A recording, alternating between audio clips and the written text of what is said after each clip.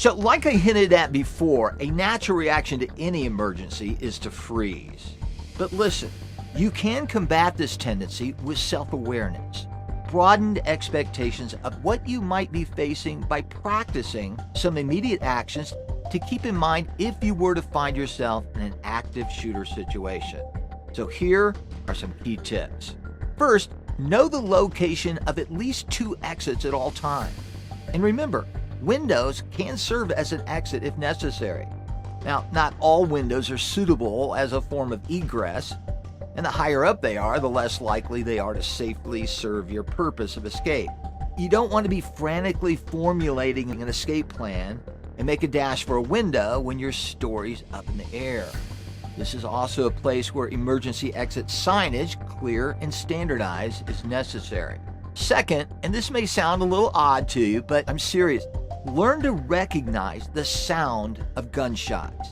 Now, this isn't something most people are accustomed to hearing, and you might get confused and mistake it for something else. You might even go looking for the source of the noise, which would be a huge mistake in an active shooter situation. Note that they can be louder or softer or otherwise differ from these examples.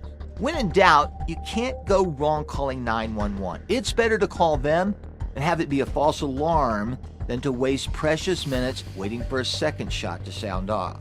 Third, you should also have a plan to help individuals with special needs or challenges who may need assistance in a shooter situation. Signage and emergency equipment and exits should be in place to assist with this eventuality. Now, this should all be part of a formal active assailant response plan or a broader emergency response plan.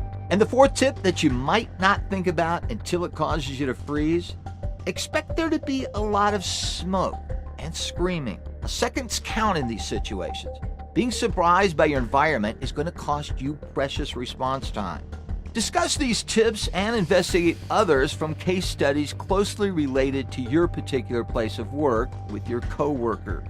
Be sure to practice what you've learned in a safe, non-emergency situation along with your team members so that you're all on the same page with emergency preparation.